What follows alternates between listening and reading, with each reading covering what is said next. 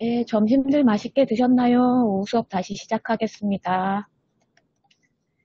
예, 오전에는 전체적으로 브리티 RPA에서 어떤 라이브러리들을 제공하고 있는지 그냥 러프하게 살펴봤고요. 앱 라이브러리를 실습을 했죠. 그래서 오픈앱 라이브러리로 그 메모장 여는 실습을 여러 번 반복을 했고요. 그 다음에 프로세스 아이디로 크로즈 앱 해보는 거 했었고, 그 다음에 특정 어플리케이션 이름을 지정을 해서 한꺼번에 닫는 것도 실습을 해봤습니다. 그리고 클릭하는 거는 계속 해왔던 거고요. 텍스트 인풋이랑 셋 텍스트로 값을 입력하는 것도 해봤어요. 요거 텍스트 인풋이랑 셋 텍스트 할 때 제가 좀 빠뜨리고 말씀 안 드린 게 있는데, 텍스트 인풋은 텍스트 인풋은 이렇게 한 글자씩 입력되고, 셋 텍스트는 한꺼번에 입력되고, 이런 비주얼적인 차이도 있지만, 뭐 혹시 개발을 해보신 분들은 경험해 보셨겠지만, 뭐 웹페이지 이런데 입력란에 온체인지 이벤트 같은 거 걸려 있는 경우 있잖아요. 값이 바뀌었는지 안 바뀌었는지 감지해서 후속 처리할 수 있게 되어 있는 그런 사이트 같은 데들인 경우에는 텍스트 인풋이랑 셋 텍스트를 약간 구별을 해서 써야 하는 경우도 있어요. 그리고 텍스트 인풋 같은 경우에는 한 글자씩 쳐지기 때문에 그냥 뭐 보는 재미는 조금 있지만은 그 입력되는 속도가 조금 느린 문제점이 있잖아요. 그래서 입력할 양이 많을 때는 색 텍스트를 활용을 하시는 게 좋습니다. 그리고 키 인풋은 마찬가지로 뭔가를 입력을 하는 기능이지만 텍스트들을 입력을 한다는 의미보다는 막 키보드를 조작한다는 의미로 활용을 해달라고 말씀을 드렸고요. 그 다음에 getText로 메모장 위에 얹혀있는 글자 읽어오는 것도 테스트를 해봤고요. 액티베이트 앱으로 바닥에 깔려있던 프로세스를 위로 띄워서 활성화시키는 것도 해봤습니다. 그리고 객체가 나타날 때까지 기다렸다가 후속 처리를 할 수 있도록 하는 웨이트 어피어 카드도 테스트를 해봤었죠. 실습들은 잘 따라와 주셔서 잘 진행이 된 것 같고요. 혹시 좀 미흡한 부분이 있으면 오늘 뭐 과정 끝난 다음이라도 테스트 해보시고 저희 이번 주 계속 대기하고 있으니까 궁금한 점 올려주시면 저희가 계속 도와드리도록 할게요. 그래서 오전에 앱 라이브러리 실습을 메모장을 중심으로 해서 다 마무리를 하도록 하고요. 이제 지금부터 살펴볼 것은 플로우 컨트롤 라이브러리입니다.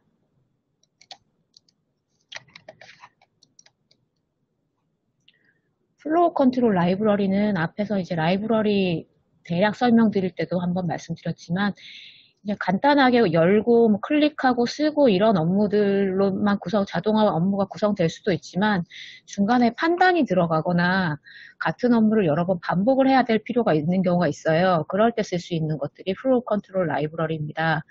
그래서 판단 같은 경우는 만약에 어떤 조건에 해당하면 저렇게 처리하고 만약에 해당하지 않으면 또 다른 방법으로 처리하고 뭐 이런 프로세스를 제어를 할 수 있게 해주고요. 그 다음에 뭐 같은 업무를 지정된 횟수만큼 아니면 값을 읽어온 횟수만큼 계속 반복을 해야 할 때, 그럴 때 쓸 수 있는 카드들도 제공이 되고 있어요. 그리고 그 아까 값 세팅할 때 뭐 뒤에 이렇게 숫자 2 붙여서 하면서 잠깐 스크립트 처리하는 거를 보셨는데 그런 스크립트를 처리할 수 있는 카드들도 제공이 되고 있고 값을 세팅하거나 변환하는 카드, 그다음에 뭐 리소스 관리하는 카드 그런 것들이 제공이 되고요. 그다음에 개발을 하시다 보면 중간에 뭐 오류를 처리를 하거나 아니면 아까 뭐 웨이트 어피어 처리 안 돼서 객체 찾기 전에 클릭하는 에러 이런 것들 뭐 디버깅 할 때 아니면 그런 에러가 발생했을 때 후속 처리를 에러 같이 처리되지 않고 원활하게 이렇게 매끄럽게 흘러갈 수 있도록 처리할 수 있는 그런 일련의 카드들이 또 제공이 되고 있어요. 그래서 조금 더 자세히 살펴보면은요, if랑 if then 카드 같은 경우에는 플로우 차트 중에서 어떤 조건에 따른 분기가 필요할 경우에 사용하는 것입니다. 그래서 어떤 케이스에 해당하면 어떻게 처리하고 아니면 다르게 처리하고 뭐 이런 식으로 분기 처리를 할 수 있고요. if then 카드 같은 경우는 if 카드랑 똑같은데 if 카드 같은 경우에는 참일 경우 그 조건이 참일 경우와 아닐 경우를 이렇게 두 가지를 다 흘릴 수 있게 처리해주는 반면에 if then 카드 같은 경우는 참일 경우만 실행할 수 있게 조금 더 간단하게 카드를 구성할 수 있습니다. 그리고 for each while 이런 거는 이제 반복이 필요할 때 어떤 조건이 만족할 동안에 뭔가를 처리해라 할 때 사용하는 카드들이에요. 그리고 terminate flow, terminate all이라는 카드가 있는데 이 카드들은 이제 반복이나 아니면 조건에 따른 처리를 하다가 후속 프로세스를 계속 진행을 하지 않아도 되는 경우, 아니면 할 수 없는 경우, 이런 경우에 나머지 프로세스를 스킵하고 종료 처리할 필요가 있을 때 사용하는 카드들이에요. 그래서 뭐 터미네이트 플로우 같은 경우에는 해당 타스크나 프로세스 안에서만 종료 처리하는 거고요. 터미네이트 올은 전체 프로세스를 종료시키는 그런 카드입니다. 그리고 컨티뉴랑 브레이크는 반복문에서 계속 진행할지 아니면 그만둘지를 지정을 할 수 있는 카드고요. 딜레이 카드 같은 경우에는 또 앞으로 많이 사용하실 수도 있는데, 아까 웨이트 어피어 같은 경우에는 무슨 객체가 나타날 때까지 지정된 시간만큼 기다려주는 그런 거였다면, 딜레이 카드 같은 경우는 그냥 지정된 시간만큼 그냥 기다리는 거예요. 객체가 로딩되든지 뭐든지 상관없이. 그래서 그런 카드를 활용할 수 있고요. 어사인은 변수에다가 그 값을 지정하는 방법이 뭐 카드를 실행을 한 다음에 그 아웃풋을 변수에 받을 수도 있고 뭐 스크립트로 처리할 수도 있지만, 어사인 카드를 사용을 해서 명시적으로 어떤 변수에 어떤 값을 선언해 이렇게 지정을 할 수도 있습니다. 그다음에 execute 스크립트 카드 같은 경우에는 이제 조금 더 복잡한 업무 처리를 위해서 자바스크립트나 아니면은 뭐 C# 스크립트 같은 걸 좀 제공을 하고 있어요. 그런 걸 쓸 필요가 있을 때 execute 스크립트 카드를 활용을 해서 로직을 조금 구현하실 수 있습니다. 그래서 바로 실습으로 한번 들어가면은요. 처음으로 실습해 볼 거는 입력받은 값에 따라서 어플리케이션을 다른 걸 실행해 볼 텐데요.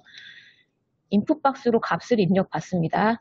그런 다음에 값이 1인지 아닌지 체크를 해서 1이면 메모장을 열고 1이 아니면은 인터넷 익스플로러를 여는 그런 프로세스를 해볼게요. 그래서 값이 뭐인지 아닌지 체크할 때 쓰는 카드는 if 카드입니다.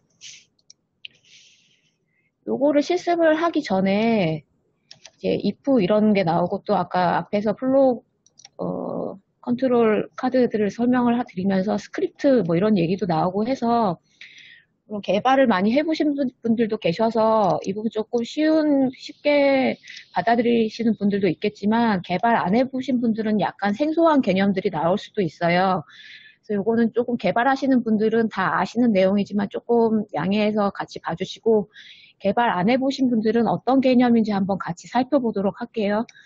그래서 아까도 무슨 노트패드 이런 거 변수, 커맨드에 집어넣을 때 따옴표로 묶어서 집어넣고 뭐 이랬잖아요. 그럼 그런 것들이 다 데이터라고 하거든요. 그래서 데이터가 숫자일 때는 그냥 그대로 사용을 하시면 됩니다. 뭐 1, 2, 3, 4 이렇게 쓰시면 되고, 어떤 커맨드나 속성 값에다가 텍스트로 된 데이터를 넣어야 되는 경우에는 따옴표나 큰 따옴표로 묶어서 넣으시면 돼요. 쌍을 잘 맞춰주시는 게 맞고요. 그 다음에 요거 따옴표로 묶어서 주면 되기 때문에 그건 간단한데, 조금 주의해야 될 점이 있다면 그 텍스트 자체의 따옴표나 뭐 작은 따옴표나 큰 따옴표 아니면 역슬래시 같은 게 나올 때는 조금 사용을 주의를 하셔야지 돼요. 그래서 만약에 작은 따옴표로 묶은 텍스트 값인데 그 사이에 정말 작은 따옴표가 텍스트의 일부로 들어가야 한다. 그랬을 경우에는 그냥 집어넣으면 텍스트가 거기서 중단이 되고 뒤에 거는 쌍이 안 맞기 때문에 오류가 발생할 수 있거든요. 그런 경우에 이거는 그냥 text에 포함된 따옴표야 이런 뜻으로 역슬래시를 앞에 꼭 붙여주셔야지 돼요. 값을 넣으실 때. 큰 따옴표도 마찬가지예요. 그래서 텍스트에 큰 따옴표로 묶은 텍스트 값인데 그 안에 큰 따옴표가 들어가야 된다. 값 자체로 들어가야 한다 할 때는 앞에 역슬래시를 쳐주시고 큰 따옴표를 쓰시면 에러 없이 쓸 수가 있습니다. 그리고 파일 경로 같은 걸 이제 앞으로 실습하시면서 많이 쓰시게 될 텐데, 그때 보통은 윈도우즈에서 쓸 때 C하고 뭐 콜론하고 역슬래시 한 다음에 디렉토리 이름 쓰고 역슬래시 하고 파일 이름 쓰고 뭐 이런 식으로 하시잖아요. 근데 이제 역슬래시 같은 경우에는 앞에서 따옴표나 뭐 큰 따옴표 이런 게 텍스트 자체의 값이야 뭐 이런 거를 표시하는 예약된 문자 그런 걸로 사용이 되고 있기 때문에 걔 자체를 써줄 때도 조금 주의를 하셔야 돼요. 그래서 걔 자체를 쓸 때도 2번을 써주시면 됩니다.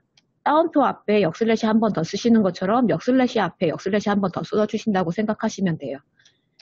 이런 식으로 이제 입력하실 때 조금 주의하셔야지 되고요.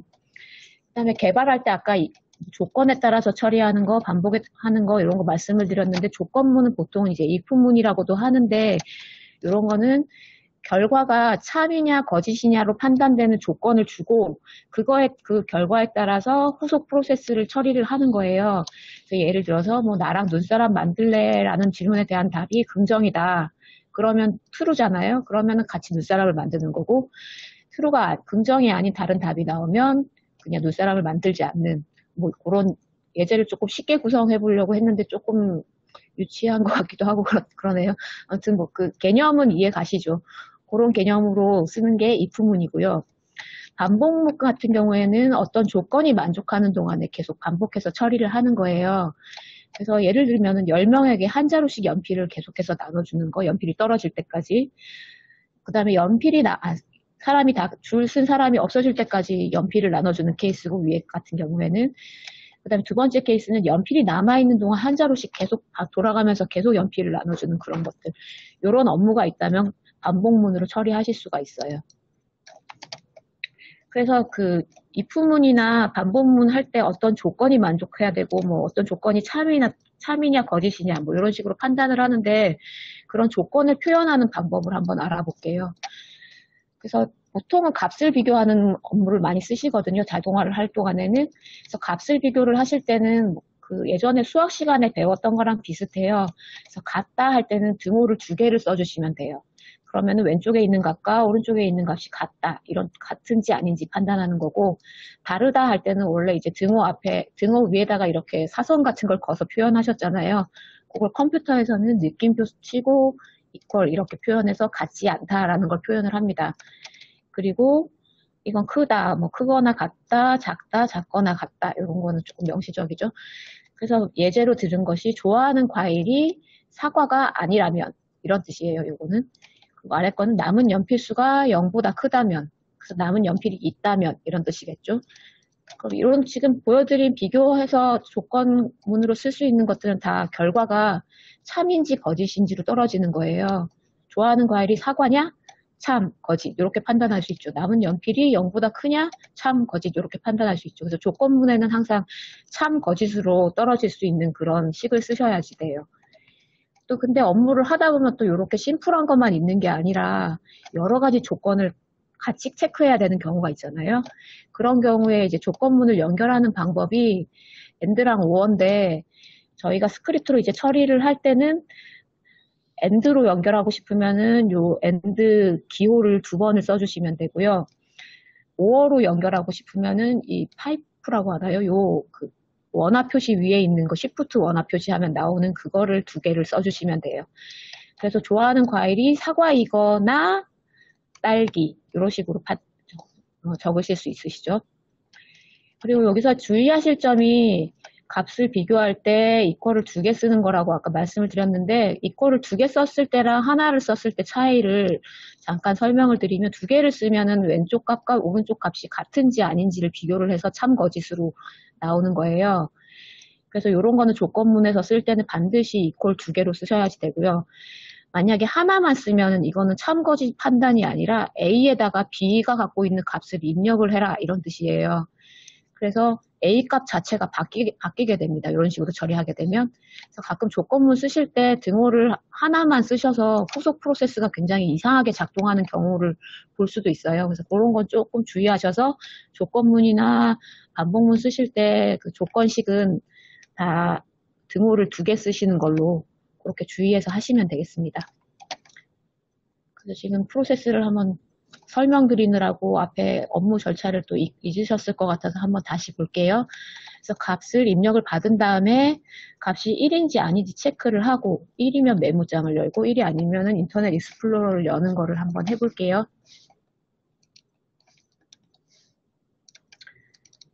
그리티 RPA를 다시 열고요. 이제 라이브러리가 바뀌었으니까 제가 그룹을 하나 새로 추가할게요. 새 그룹을 만들고 실습 저는 실습 플로우라는 그룹을 만들었습니다. 거기서 마우스 오른쪽으로 새 작업을 추가를 할게요. 실습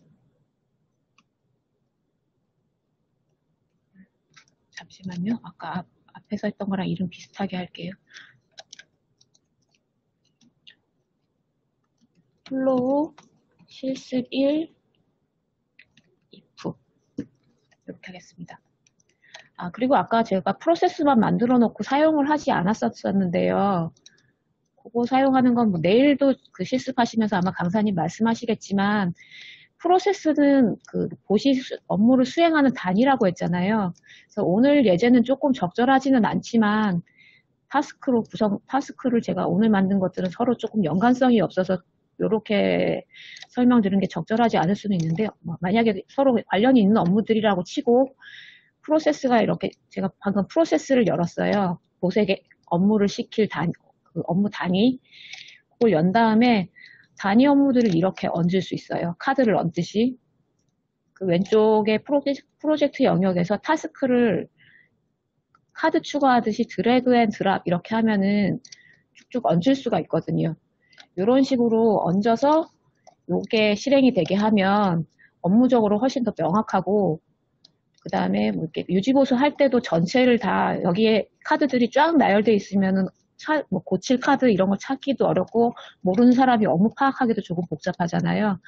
그런 거를 이제 프로세스 위에는 그런 카드 없는 거를 최소화하고 타스크를 얹어서 처리하게 하면 좀 간결하게 업무를 개발을 하실 수 있어요. 요거는 아마 내일 실습하시면서 내일 강사님이 좀 강조해서 아마 다시 설명을 드릴 겁니다. 일단 그런 게 있다 이렇게 정도 알고 계시면 되고, 일단 다시 지금 오늘 플로우 실습으로 다시 돌아와서 제가 아까 만들었던 플로우 실습 if 여기 얹을 다시 시작을 해볼게요. 값을 입력을 받아야 되니까 아까 오전에 잠깐 말씀드렸지만 사람의 개입이 필요할 때 쓸 수 있는 카드가 두 개가 있다고 그랬잖아요. 그 인풋 박스와 메시지 박스요. 그래서 인풋 박스는 사람이 뭔가 값을 입력을 해줘야 될 때 쓰는 카드고요. 메시지 박스는 값을 밖으로 출력을 하면서 사람한테 컨펌을 받아야 될 때 쓰는 카드예요. 실제로 자동화 업무를 할 때는 봇이 혼자 수행하는 업무들을 많이 하기 때문에 이걸 쓸 일은 없는데, 만약에 그런 입출력이 필요하면 이 두 카드를 쓰실 수 있습니다. 지금은 이제 값을 입력을 받아야 되니까 사람한테 인풋 박스를 쓰도록 하겠습니다. 드래그해서 드랍을 해주고요. 그 인풋 박스 속성을 보면 이렇게 아웃풋으로 리절트를 받아오죠. 그래서 이 받아온 값을 가지고 후속 처리할 때 써야 되니까 변수를 이번에도 하나 지정을 하겠습니다. 변수는 영어도 되고 한글도 되고, 단지 이제 영어로 쓸 때는 대소문자를 구별하니까 주의를 해야 된다라고 말씀을 드렸고요. 인풋 박스에서 사람이 입력한 값을 이제 받아서 여기서 더블 클릭해서 디스 입력 값으로 지정을 하겠습니다. 그러면 입력된 값을 디스 입력 값에 받아와서 저장을 해두고요. 그 다음에 이제 그 값이 1인지 아닌지 체크를 해야 되잖아요. 그때 쓸 수 있는 카드가 if죠. 이거는 이제 어제도 말씀드렸지만 이렇게 검색을 해서 찾을 수도 있고, 이름이 잘 생각이 나지 않는다. 그러면 여기서 플로우 컨트롤 카테고리를 선택을 하신 다음에 이렇게 쭉 훑어보셔도 돼요. 보고 이제 찾아서 보면 또 생각이 날 테니까요. 써봤으면. 이렇게 해서 드래그 앤 드랍 이렇게 하셔도 돼요. if를 얹었더니 조금 복잡한 게 떴죠. 이 카드는 아까 뭐 조건에 따라서 분기 처리를 한다고 했는데, 여기서 판단한 어떤 식이 참이면 이쪽 화살표를 흘리고 거짓이면 이쪽 화살표의 프로세스를 따라가 이렇게 알려주는 거예요, 봇한테. 그러면 이제 판단할 기준을 알려줘야 되겠죠. 이 if 카드를 클릭을 하시면 우측에 속성창에 식을 쓸 수 있는 봇이 나타나요. 이쪽 부분에요. 거기다가 식을 써주시는데,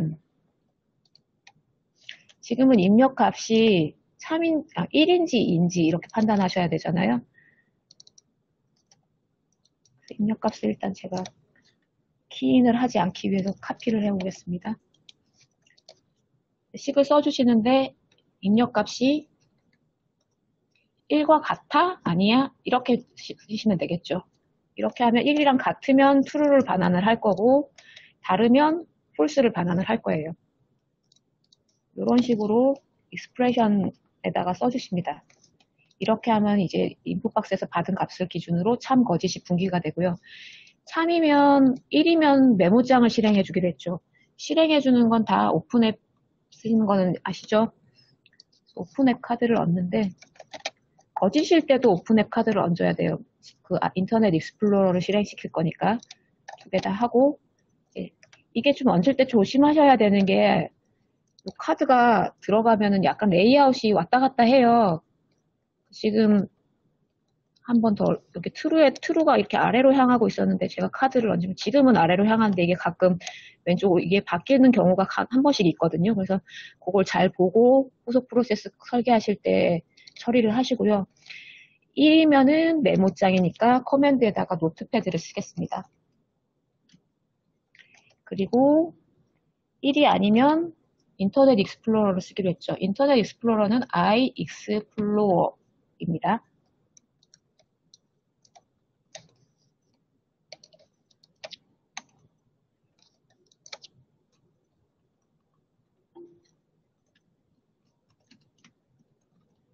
요거는 실습할 때 좀 이따가 보실 수 있게 제가 다시 써드릴게요. 이렇게 하고 또 이렇게 써놓고요. 그러면 이렇게 하면은 지금 프로세스 설계가 끝났어요. 봇한테 이제 업무를 시킬 수 있는 상태가 되었어요.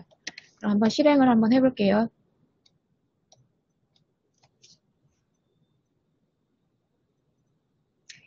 입력을 하라고 뜨죠. 여기서 이제 제가 그냥 설계한 대로 1을 먼저 한번 넣어보겠습니다. 1을 넣었더니 메모장이 실행이 됐어요. 그러면 다시 실행을 한번 해볼게요. 1이 아닌 다른 값을 한번 넣어볼게요. 111 이렇게 넣어볼게요. 이건 1이 아니니까 인터넷 익스플로러가 실행이 돼야 되겠죠. 이쪽 제가 모니터 두 개 쓰는데 이쪽에 실행이 됐네요. 다시 해보겠습니다.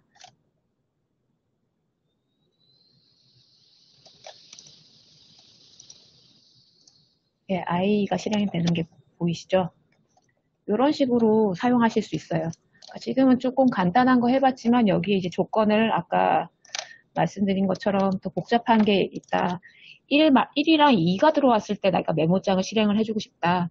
그랬을 경우에는 이렇게 5어는 그 파이프 두 개 쓴다고 했잖아요. 5어 표시를 쓰고 dis.입력 값은 2 이런 식으로 쓰셔도 되고요. 그거는 이제 화류 테스트 해보시기에 따라 다를 것 같아요. 이런 식으로 좀 더 복잡한 식도 처리할 수 있습니다. 그러면 잠깐 한 5분 정도 각자 실습해 보시고 잘 안 되는 거 말씀 주세요. 트루 폴스 짝대기 이동이라 하시면 여기 화살표 말씀하시는 거죠? 요거 화살표 이동은 저희가 임의로 현재는 못해요. 그래서 요거 조금 불편하실 거예요. 저희도 조금 불편하다고 그 개발팀에 계속 피드백은 주고 있는데 아직까지는 이게 왔다 갔다 잘 안 됩니다. 요거는 그래서 본인이 주의해서 조금 처리하셔야지 돼요. 네, 공성필님 벌써 다 하셨네요. 감사합니다.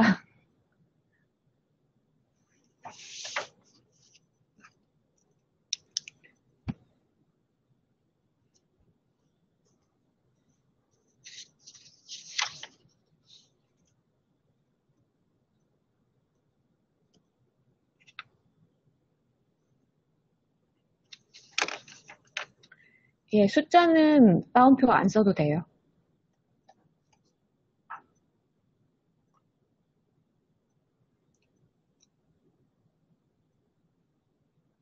예, 다들 수월하게 잘 하시는 것 같습니다, 이제. 조금 익숙해지시나요? 몇 번 해보니까? 예, 감사합니다. 그러면 오후에는 조금 속도감 있게 진행해도 될 것 같습니다. 예, 문 닫고. 요건 아까 말씀드린 부분이고. 그래서 요거는 지금 방금 실습했던 것들 적어 드렸으니까 혹시 잘 안 되시는 분들 요거 참고해서 진행하시고요. 두 번째 실습은 배열을 읽어서 값을 반복 출력하는 거예요. 그랬더니 이제 뭐 개발하신 분들은 배열 이런 게 익숙하지만 또 개발 안 해보신 분들은 또 조금 난감해지실 수도 있을 것 같아요. 그래서 저희가 또 자료를 굉장히 쉬운 자료를 또 준비를 했습니다. 그래서 배열이라는 데이터 유형이 있어요. 그래서 아까 숫자나 텍스트 같은 경우에는 그냥 값 하나였잖아요. 그래서 여기서 봤을 때 이제 계란이 이렇게 하나를 있으면 그냥 달걀이라는 이런 텍스트 하나로 보시면 돼요. 근데 뭐 요즘에는 보기 어렵지만 저도 이렇게 본 적은 없지만 이렇게 계란이 이렇게 한 줄로 쭉 묶여 있을 경우에 요런 게 이제 1차원 배열입니다. 그래서 비슷한 것들을 이렇게 쭉 묶어서 줄을 세워 놓은 경우에요. 그래서 뭐 달걀 배열 같은 경우에는 이제 프로그램에서 처리할 땐 0부터 처리를 해요. 1이 아니라. 그래서 0번 달걀, 1번 달걀, 2번 달걀 이런 식으로 읽을 수 있죠. 그 다음에 달걀 한 판 같은 경우에 이것도 배열이에요. 근데 이제 한 줄 같은 경우에는 한 줄로 서 있었기 때문에 1차원 배열이 되는 거고 한 판 같은 경우에는 약간 2차원으로 지금 정렬이 되어 있잖아요.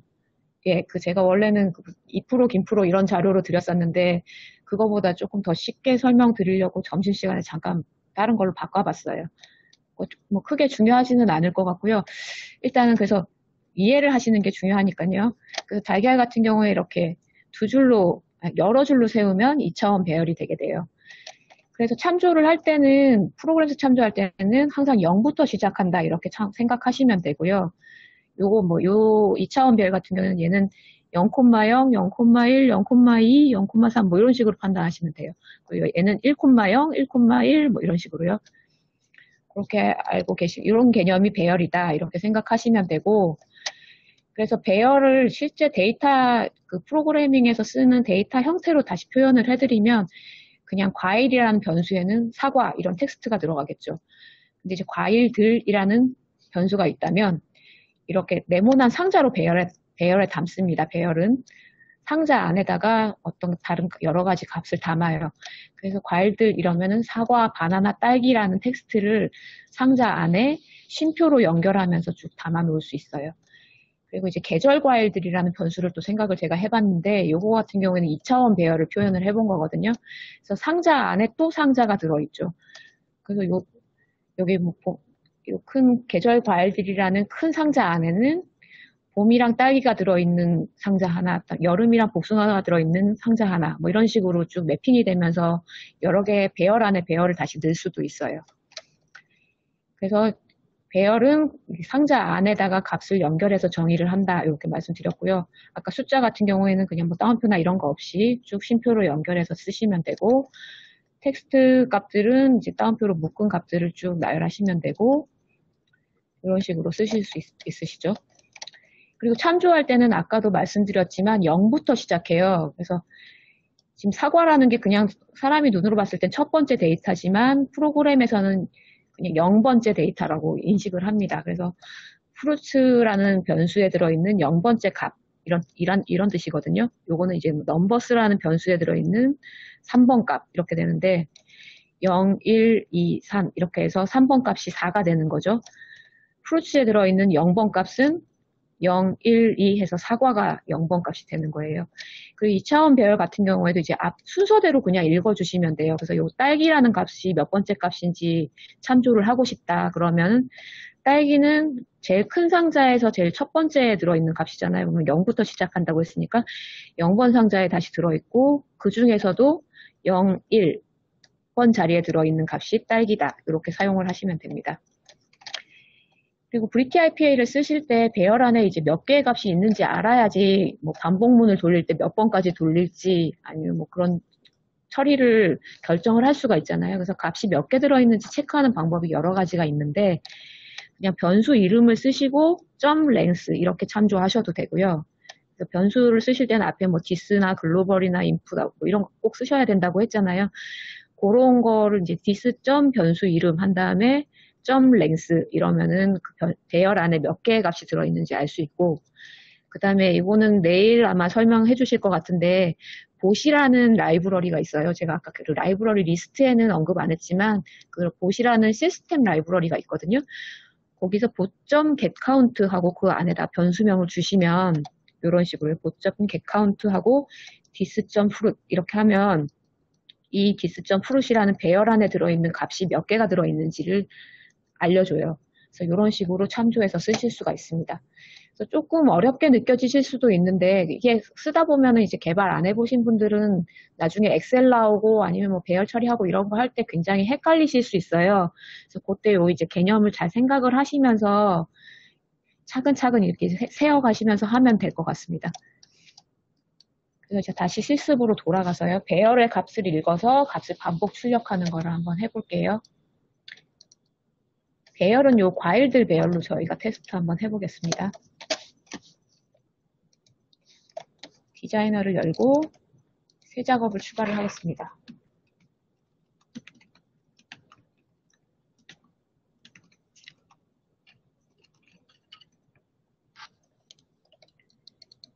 그래서 이제 값을 먼저 배열을 먼저 선언을 해야 되겠죠. 변수에다가 값을 하나 추가를 할게요. 변수 이름은 과일들로 하겠습니다. 과일들로 하고 변수에다 값을 할당하는 방법은 아까도 말씀드렸지만 좀 여러 가지가 있는데요. 여기 초기 값에다가 이건 이제 뭐 1 아니면 뭐 사과 이런 식으로 지정하실 수도 있는데 지금 우리가 하려는 건 배열이니까 상자로 묶은 어떤 값들을 입력을 해야 되겠죠. 여기서 사과, 바나나, 딸기 이렇게 입력을 하면서 그러니까 이렇게 써주시면 변수를 선언을 하면서 바로 이제 값을 할당을 하는 거예요. 이 부분 좀 확대해서 보여드릴게요. 이런 식으로요. 그래서 각각의 값은 텍스트지만 네모난 상자에 담아서 쉼표로 연결을 해서 배열을 만들었어요. 이런 식으로 값을 선언을 해주셔도 되고 아니면은 나중에 이제 배우실 건데 어사인이라는 카드가 있거든요. 요건 나중에 시스템 라이브러리 때 아마 여기서 하나? 요 어사인이라는 카드가 있는데 요거 같은 경우에 어떤 변수에다가 값을 할당하는 그런 방법을 제공을 해주고 있어요. 그래서 dis.과일들이라는 변수에다가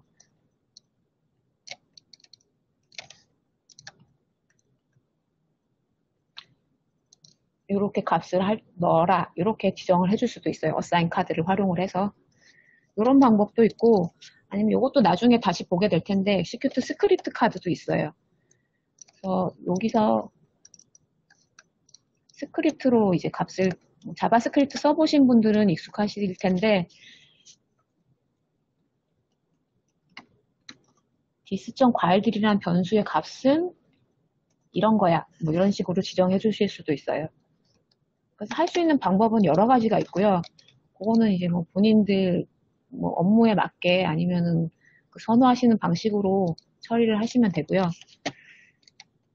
저는 일단 초기 값에 설정하는 방법으로 하겠습니다. 그래서 과일들이란 변수를 선언을 하면서 값을 세팅을 해줬어요. 그렇게 하고 이제 반복해서 이 값을 출력을 해야 되잖아요. 그래서 반복하는 그 카드가 플로우 컨트롤에서 보면 여기 for each while, 뭐 do while 이런 아이들이 반복문에 쓸 수 있는 카드들이에요. 저는 이번에는 for를 써보겠습니다. for를 보시면 for 카드를 올리고 속성을 보시면 조금 복잡하게 되어 있어요. 그래서 총 몇 번부터 시작할 건지 어떤 조건이 만족할 동안에 반복을 시킬 건지 한번 실행하고 난 다음에 카운트를 어떻게 올릴 건지 뭐 이런 것들을 정의할 수 있거든요. 그래서 처음에 값은 0부터 배열은 0부터 시작한다고 했잖아요. 그 프로그래밍에서는. 그래서 첫 번째 값은 0이고 그 다음에 배열에 들어있는 값의 개수만큼 돌리고 싶잖아요. 저희는. 그러면은 값이 사과, 바나나, 딸기 3개예요. 그러면은 반복을 0, 1, 2 이렇게 수행해야 되겠죠. 그럼 여기에다가 뭐 3 이렇게 써주셔도 되는데 지금 여기 과일들 같은 경우에는 저희가 눈에 보이니까 3 이렇게 써주셔도 되지만 실제로 업무 처리하다 보면 여기 어레이에 몇 개 들어있는지 알 수 없는 경우가 더 많거든요. 그런 경우에는 아까 그 값을 참조하는 방법 그 개수를 세어오는 방법 알려드렸죠. 그래서 변수 이름을 쓰시고 과일들 하고 뒤에다가 점 랭스 이렇게 쓰시면 이 배열 안에 들어있는 과일들이라는 배열 변수 안에 들어있는 값이 몇 개인지를 반환을 해줘요. 그거보다 하나 적은 숫자까지만 카운트하면 되니까 0, 1, 2 이렇게 실행하면 되니까 이게 조건은 그 길이보다 작을 동안에는 계속 반복 수행해라. 한 번 끝난 다음에는 한 개씩 올려라. 이런 뜻이거든요. 이런 식으로 해서 메시지 박스를 찍어 보겠습니다. 메시지 박스를 올리고요. 여기에 이제 출력할 값이 과일들의 요거 값들 하나가 돼야 되잖아요. 그냥 디스점 과일들 이러면은 배열 전체를 출력을 하는 의미가 되고요. 지금 우리가 하고 싶은 거는 순서대로 한 개씩 해야 되니까 그거를 좀 구별을 해야 되는데 일단 그냥 디스점 과일들 이렇게 해서 한번 출력 한번 해볼까요? 어떻게 되는지.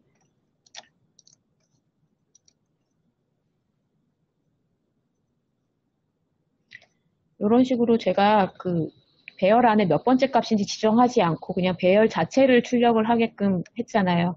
그렇게 했더니 여기 보시는 것처럼 결과값이 배열로 나오고 0번 값은 사과, 1번 값은 바나나, 2번 값은 딸기 이렇게 출력이 돼요.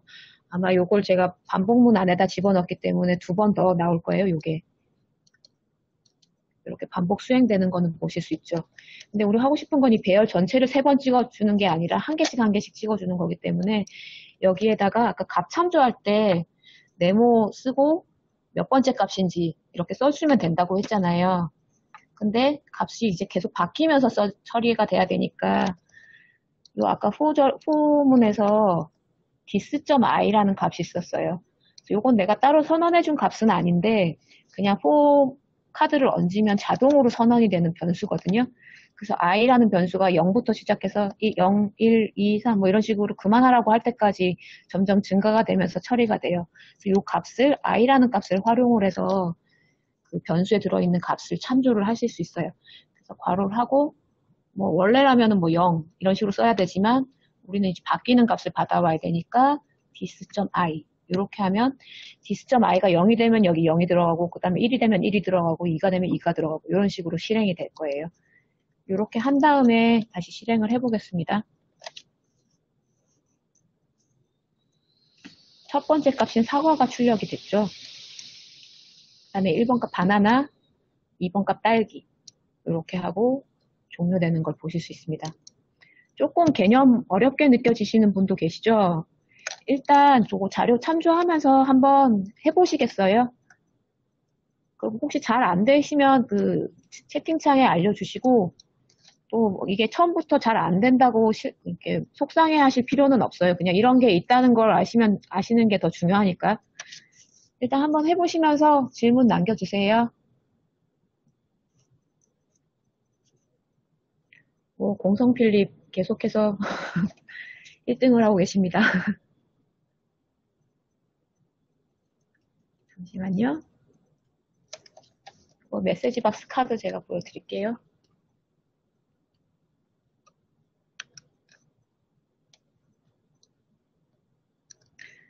예, 잘 되긴 하는데 어떤 경우에 사용하게 되나요? 이런 거요. 이거는 정말 많이 사용하는 기능이거든요. 그래서 보통 업무를 한 개씩만 처리하는 게 아니라 하다 보면은 엑셀에서 어떤 쭉 1년의 데이터를 읽은 다음에 하나씩 처리하는 경우가 많고요.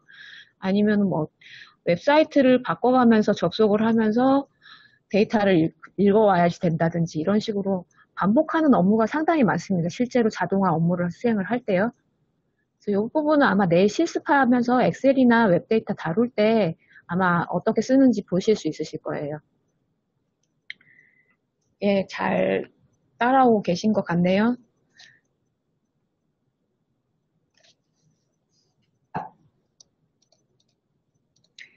그래서 요거는 제가 배포해드린 자료에 속성들은 조금 캡처를 해가지고 써 놓았으니까요.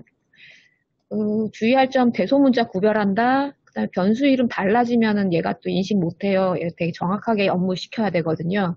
그래서 그런 것만 주의하시면 아마 어려움 없이 하실 수 있으실 것 같습니다. 다음 실습은 변수의 값을 할당한 다음에 메모장에 출력하는 거예요. 요거는 좀 전에 그 어사인 카드 제가 보여드렸죠. 변수에다가 값을 할당하는 방법. 그래서 그거를 이제 변수에 할당한 다음에 메모장 열어서 아까 setText 이용해서 값을 쓰는 걸 했는데 요거는 요 실습은 안 해도 될 것 같아요. 다 해본 것들이라서. 요건 쉬는 시간에 한번 어사인으로 해서 값 세팅하는 것만 한번 해보시면 될 것 같습니다. 그냥 변수 선언할 때 하는 거랑 또 동일해요. 아, 그리고 어사인 할 때 약간 좀 특이사항은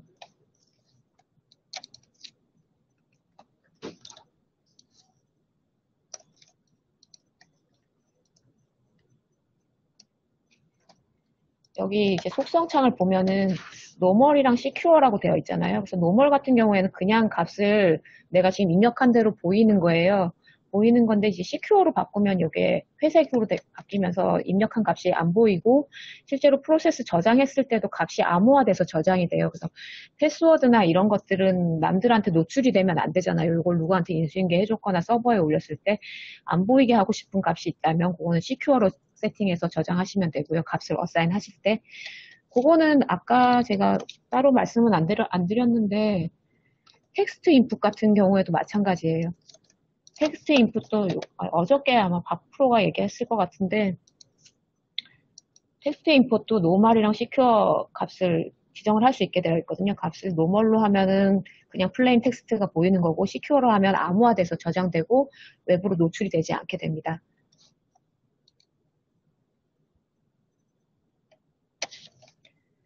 그다음에 백그라운드로 브리티 RPA 실행이 가능한가요? 라고 물으셨는데 요거는 화면 개입이 없는 프로세스면은 백그라운드로도 가능하고요.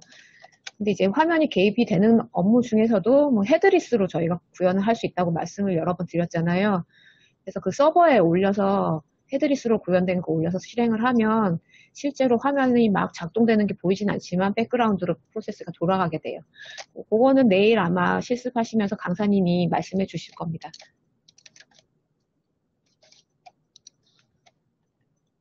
이거는 3번 실습은 그냥 스킵하는 걸로 하고요. 4번 실습은 execute 스크립트를 실습을 하는 거예요. 그래서 오늘의 월과 날짜를 계산을 한 다음에 메모장을 실행을 해서 오늘은 몇 월 며칠입니다 라고 출력을 하는 건데 이거는 조금 스크립트를 아셔야지 할 수 있거든요. 그래서 지금 뭐 하실 수 있는 분들은 그냥 하시면 되고 모르시는 분들은 아 저렇게 쓸 수도 있구나 이렇게 보시면 돼요. 이거는 한번 해볼게요.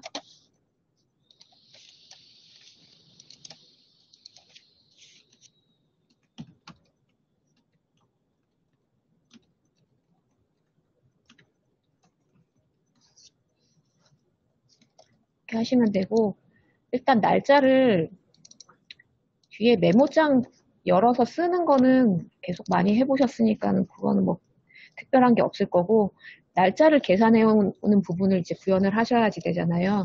그때 쓸 수 있는 게 execute 스크립트 카드입니다. execute 스크립트 카드를 넣고 execute 스크립트 카드 같은 경우에는 우측에 이제 스크립트를 쓸 수 있는 부분이 제공이 되는데 이 부분을 여기다 그냥 바로 이렇게 키인 하셔도 되지만 여기서 더블 클릭을 하시면 이렇게 까만 창이 표현이 나타나요. 그래서 여기에다가 입력하실 내용을 쭉 적으시면 돼요. 적으실 내용은 제가 그 자료에 배포해드린 자료에는 써드렸는데 스크립트에다가 이런 내용을 이제 쓰시면 됩니다. 이건 뜻은 무엇이냐면 today라는 변수에다가 오늘 날짜를 받아오고 그거 날짜 중에서 이제 달만 가지고 와서 month라는 변수에 넣고 날짜를 받아와서 day라는 변수에 넣고 이렇게 처리하는 거거든요. 일단 변수를 그러면 3개를 선언을 할게요. 그래서 today 라는 변수를 하나 선언을 하고 그 다음에 달을 받아와서 저장할 month, day 이렇게 할게요. 이거는 뭐 한글로 하셔도 되고 영어로 하셔도 되고 영어는 대소문자만 주의하시면 되고요. 이 스크립트에서 이거는 그냥 따라서 해보실 수 있는 분은 해보시고 안 되시는 분은 그냥 뭐 저렇게 쓰네 뭐 이렇게 보시면 됩니다. 그냥 아는 게 중요하니까 그런 게 된다는 걸 아는 게 중요하니까요. 이렇게 받아오신 다음에 month는 today에서 getmonth를 해오고 이거는 뭐 자바스크립트 로직과 관련된 얘기인데 getmonth를 하면은 그 아까 배열에서 0부터 시작하는 것처럼 달도 0부터 가지고 와요. 얘는 그래서 하나를 더 해줘야지 우리가 인식할 수 있는 달이 됩니다. day 하고 today, day. 이렇게 하면 이제 month라는 변수와 day라는 변수에다가 월과 날짜를 받아오게 돼요. 맞게 썼는지 잘 모르겠네요.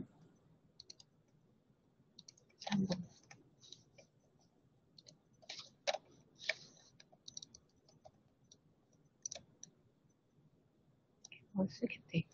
예. 이렇게 쓰셔야 되고, 요거 주의하실 점은 앞에다가 디스 꼭, 변수 이름 앞에는 디스 꼭 써주셔야 되는 거, 로컬 변수인 경우에. 요것만 주의하시면 될 것 같아요. 이렇게 하면은 변수에다가 month랑 day라는 값을 이제 받아왔어요. 그거를 이제 메모장을 열어서 써주는 걸 해야 되죠. 메모장을 열고 텍스트 인풋 합니다. 메모장을 열고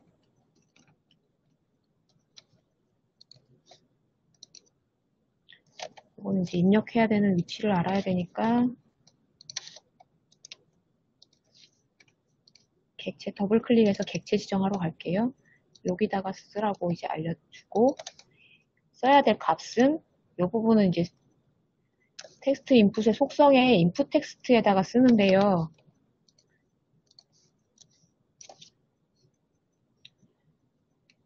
오늘은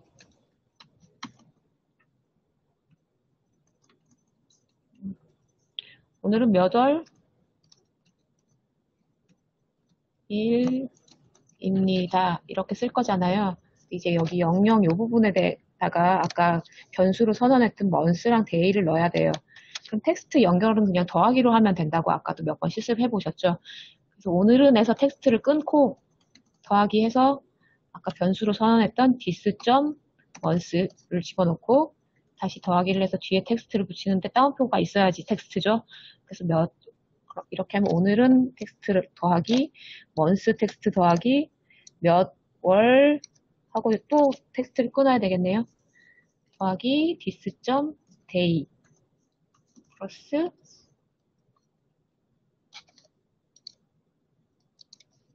이렇게 넣으시면 돼요. 조금 복잡해 보이긴 하는데 그렇게 알고 보면 어려운 내용은 아니에요. 그래서 이 값을 넣으실 때는 텍스트 인풋에다가 값을 넣으실 때는 이렇게 뭐 줄 바꿔서 넣으셔도 돼요. 넣으셔도 되고 이렇게 헷갈리지만 않게 따옴표 싹 맞는지 잘 보시고 변수에 디스 붙였는지 잘 보시고 그 정도만 주의하시면은 입력하실 수 있을 거예요. 이렇게 입력하시면 됩니다. 그리고 아까 텍스트 인풋 할 때 제가 좀 속성을 말씀을 안 드리고 그냥 넘어간 게 있는데 어저께 아마 들으셨을 거예요. 여기 클리어 비포 속성이랑 던 속성이 있는데 클리어 비포는 뭔가 입력하려는 그곳에 뭔가 다른 값이 세팅이 되어 있는 경우도 있잖아요. 그런 경우에 있는 거 지우고 쓰고 싶다 했을 때 true로 해두시면 입력되어 있는 거 다 날리고 새로 입력하게 되고요. 그 다음에 던 엔터 요거 같은 경우에는 입력 다 끝난 다음에 엔터를 쳐라 뭐 그런 뜻이에요. 지금은 근데 꼭 엔터를 쳐야 되는 케이스는 아니니까 false 있는 대로 그냥 두겠습니다. 아 조금 빠른가요? 예, 조금 천천히 다시 해보겠습니다. 예, 그래서 클리어 비포랑 던 속성에 대해서 설명을 드렸어요. 클리어 비포는 다시 설명드리자면 입력하고자 하는 곳에 뭔가 다른 값이 들어있을 때 지우고 다시 써라 할 때 true로 해두시면 되고 뭐 있는 거 상관없이 그냥 써라 했을 때는 false 주시면 되고 그래서 어저께 실습하실 때 뭐 폰트 30으로 넣고 싶었는데 130이 들어갑니다 뭐 이런 질문이 있으셨잖아요. 그런 경우에 이제 클리어 비포 옵션이 false로 되어 있어서 그래요. 그래서 원래 들어있던 값에 붙어가지고 이렇게 입력이 되면서 생기는 현상이었거든요. 그런 경우에는 클리어 비포 옵션을 true로 해두시면 깔끔하게 지우고 세팅할 수 있고요. 그다음 던 같은 경우에는 뭐 그 검색창에서 URL이나 검색어 입력하고 엔터 치는 것처럼 그런 처리가 필요할 때 true로 해두시면 클릭카드를 따로 추가하지 않아도 클릭한 것 같은 그런 액션을 실행을 시킬 수가 있죠. 그럴 때 활용하실 수 있습니다. 그럼 이렇게 해서 한번 실행을 한번 해볼게요. 메모장이 여러 개 열려 있어서. today가 define이 안 됐다고 돼 있네요. 한번 왜 안 돼 있는지 보러 갈게요.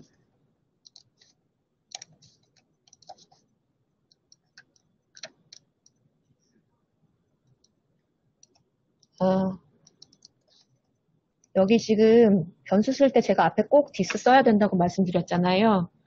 그거를 디스를 제가 빠뜨렸네요.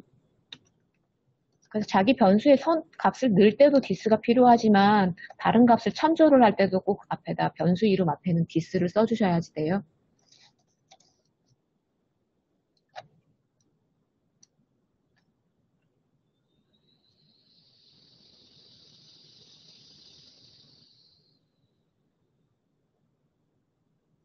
예.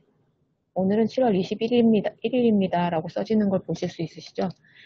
그 undefined라고 나온 값을 못 받아오신 것 같은데 변수 이름이랑 그 디스 안 붙였으면 아마 에러 났을 거고 변수 이름 한번 잘 확인해 봐 주세요. 대소문자 구별합니다. 그리고 이 스크립트는 저희가 이제 써드린 거 보고 하시면 되고요. 일단은 이렇게 한번 해보시겠어요? 아니면 그냥 넘어갈까요? 이거는 그냥 execute 스크립트 카드가 어떻게 활용되는구나 이렇게 보시면 되고요. 이건 지금 굉장히 간단한 예조를 보여드렸는데 여기에 조금 더 복잡한 계산이나 뭐 처리가 필요한 경우에 execute 스크립트 카드를 사용을 하셔서 자바스크립트를 활용을 해가지고 사용을 하시면 됩니다. 변수 앞에 디스나 글로벌이 무슨 뜻인지, 왜 서로 다른지. 아까 변수 선언하는 거 할 때 말씀을 드렸었는데 변수 타입이 여러 가지가 있었잖아요. 여기 보시면 이제 노멀 타입이 있고 인풋, 아웃풋 이런 변수가 있고 글로벌 변수가 있는데 요거 차이는 노멀 변수는 지금 이 열려있는 요 격자무늬 캔버스 위에서만 쓰는 변수라는 뜻이에요. 그리고 인풋, 아웃풋은 이제 외부랑 이 타스크 바깥쪽에 있는 것들이랑 값을 주고받아야 될 필요가 있을 때 쓰는 그런 변수들이고요. 요거는 아마 내일 실습할 때 보실 것 같기도 하고, 아무튼 요거는 그런 게 있고, 글로벌 변수 같은 경우에는 이 프로젝트 전체에서 같이 사용을 하는 변수예요. 그래서 변수를 만약에 내가 글로벌로 선언했다 이렇게 하면 요 플로우 실습 4 오늘 날짜 요 타스크에서만 쓸 수 있는 게 아니라 제가 데이를 글로벌로 지금 바꿨잖아요. 그러면 다른 프로세스를 한번 가볼게요. 그러면 다른 프로세스에도 여기 하단에 보면 방금 내가 글로벌로 바꾼 변수가 이렇게 나타나는 걸 볼 수 있어요. 그 홍프로님이 전역 변수라고 말씀하셨는데 이 전체에서 다 활용할 수 있는 그런 변수. 그래서 글로벌 변수로 너무 막 불필요한 것까지 하실 필요는 없고 이 변수는 전체 프로세스에서 누구나 다 참조를 할 수 있어야만 한다 하는 값이 있다면 글로벌로 타입을 선언을 해서 사용을 하시면 돼요. 그렇게 하고 글로벌 변수로 선언한 경우에는 아까 다른 경우에는 다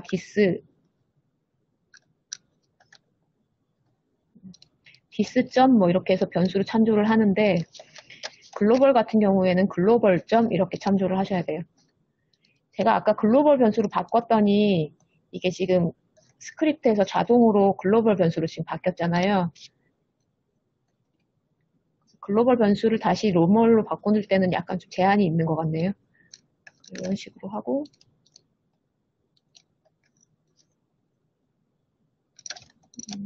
이쪽도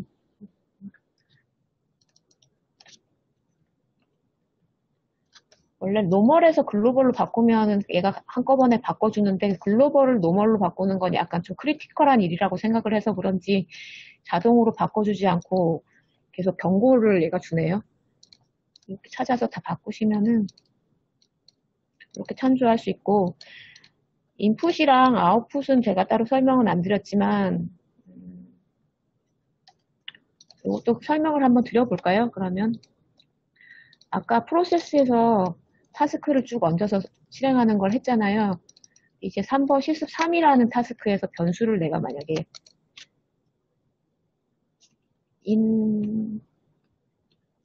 조금 모양은 안 좋지만 한글로 그냥 써볼게요. 인풋 값이라는 변수를 선언을 하면서 인풋 타입으로 선언을 했어요. 그렇게 하고 또 아웃풋 값이라는 변수를 선언을 했어요. 얘는 아웃풋으로 이렇게 지정을 해볼게요. 이렇게 하면 아까 그 바깥쪽에 프로세스에서 다시 얘를 얹으면 다른 프로세스들은 그냥 타스크, 속성의 타스크 이름 정도만 표현이 되잖아요. 근데 이제 인풋, 아웃풋이 생긴 아이를 같은 경우에는 이제 클릭을 해보면 속성에 인풋으로 받을까, 아웃풋으로 받을까, 이런 것들을 지정을 할 수 있게 바뀌어요. 이런 식으로 이제 인풋, 아웃풋 값을 외부에서 값을 받아서 처리를 뭔가를 한 다음에 다시 외부로 값을 던져서 후속 프로세스에서 사용할 수 있게 그런 식으로 쓸 때 쓰는 것이 인풋, 아웃풋 타입이고요. 얘도 참조할 때는 디스점 이렇게 참조하시면 됩니다. 그래서 그런 인풋, 아웃풋은 어떨 때 쓰시냐면은 이제 뭐 이쪽 프로세스에서 뭔가를 처리한 다음에 아웃풋 값으로 던져준다면 여기서 이제 변수를 선언을 해서 그 값을 받았다가 다음 프로세스에서 인풋 값으로 쓰고 뭐 이런 식으로 할 필요가 있을 경우가 있죠. 그런 경우에 활용하실 수 있으세요. 그런 게 있다 정도 지금 알면 될 것 같고요.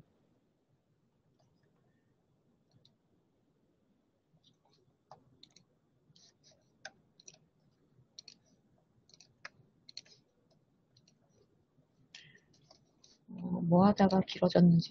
이렇게 해서 이제 플로우 컨트롤 실습을 여기까지 해봤습니다.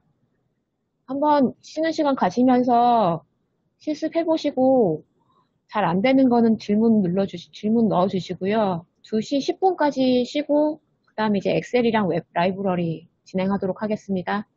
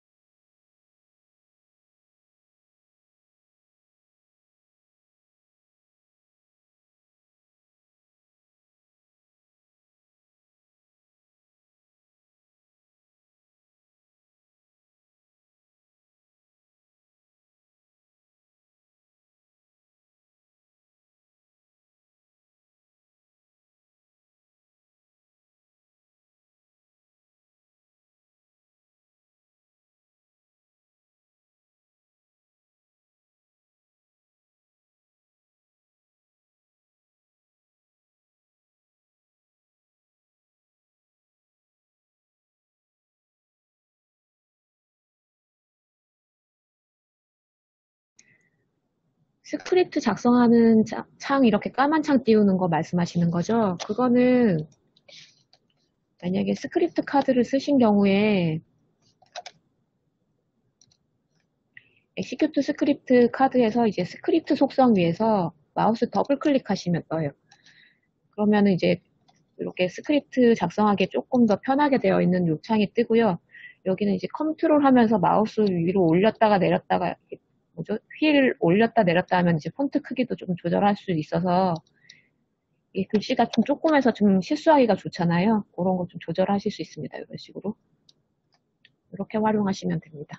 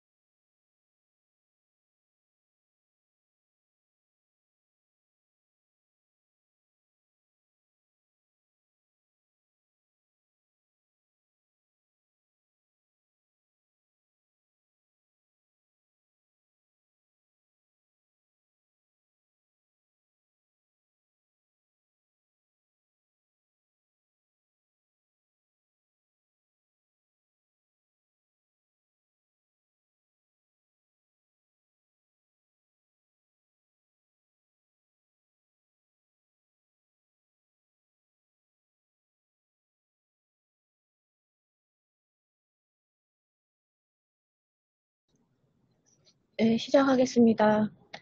과지정에서 문의 주셨는데요. 그 회사별로 한 개 만들어서 제출하셔도 되고 아니면 개인별로 제출하셔도 돼요. 그래서 이게 저희가 내부적으로 검토를 한 다음에 각각의 과제가 적절한지 이제 자동화로 구현하는 게 적절한지 아닌지 아니면 구현을 한다면 어떤 방식으로 하는 게 더 바람직한지 이런 것들을 피드백 드릴 예정이기 때문에요.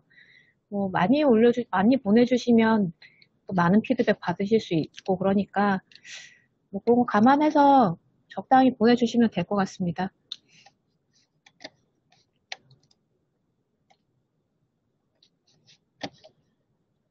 점심 먹고 좀 졸리시지는 않으세요? 이게 지금 계속 실습이 들어가는데 오전에는 메모장으로 좀 간단한 걸 진행을 해서 다 함께 가는 느낌이긴 했는데 오후에도 좀 잘 따라오시는 것 같아서 좀 안심이 되긴 하는데 또 아예 손 놓고 계신 분이 있지는 않는지 조금 걱정이 됩니다. 좀 졸리시죠? 밥 먹고 나서.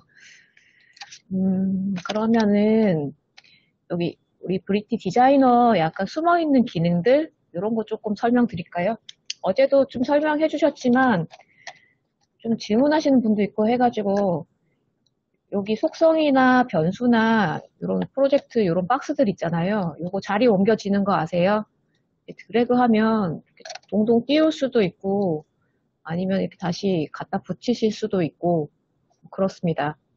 이런 기능들이 있어요. 그래서 어저께 요거 좀 잘못 테스트로 해보시다가 어떻게 원복시키시는지 잘 모르셔서 질문 주신 분 있는데 이렇게 했는데 아 이거 좀 아니다 난 원래대로 하고 싶다 이러시는 분들 있잖아요. 그럼 여기 상단의 툴바에 보면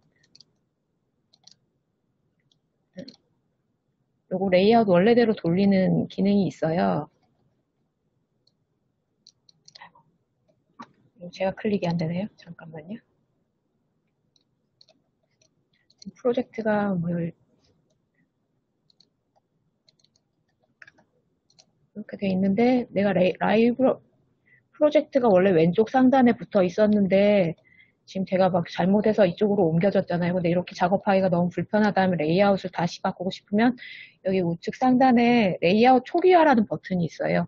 그래서 이거 클릭하면 뭐 재기동 되는데 그래도 할래? 이렇게 물어본 다음에 다시 기동이 되면서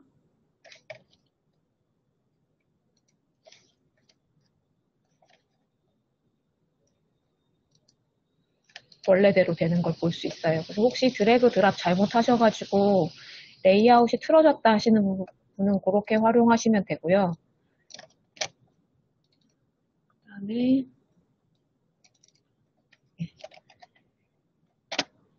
혹시 나는 좀 더 내가 쓰기 좋게 좀 조정하고 싶다 그러시는 분들은 어떻게 하시냐면 이렇게 잡아서 드래그 한 다음에 여기 중간에 이렇게 십자 표시로 나타나는 거 보이시나요? 이제 거기 중에서 갖다 붙일 영역을 고르시면 돼요. 그 위에 가면 약간 뒤쪽에 반전돼서 어디에 붙을지 알려주거든요. 나는 그래서 속성 뒤에다가 로고가 나왔으면 좋겠다 하면은 이렇게 하시면은 이거 지금 제가 잘못 붙였네요. 이거를 속성창 뒤쪽에다가 어딘가에 붙이고 싶다. 지금 속성 위에 올라와서 제가 마우스를 드래그 했는데 속성이랑 약간 탭처럼 보이게 그렇게 하고 싶다 하면 이런 식으로 하면 하단에 속성, 출력 이렇게 옮겨지는 걸 볼 수 있어요. 이렇게 할 수 있고 아까처럼 원래대로 이렇게 올려서 이거 레이아웃은 좀 조정하면서 편하게 세팅해서 쓰실 수 있고요.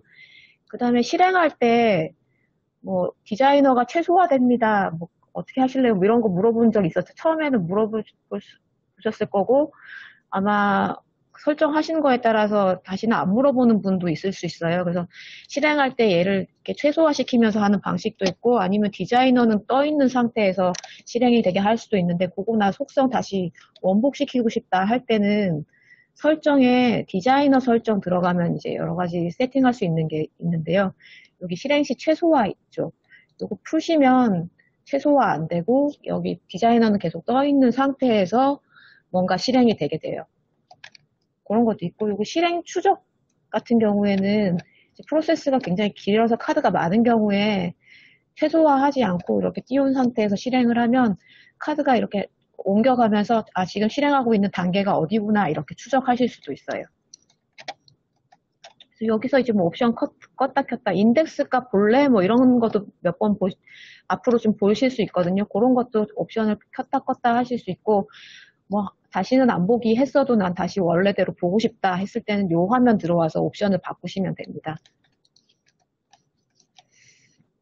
그렇게 막 재밌는 거를 해드릴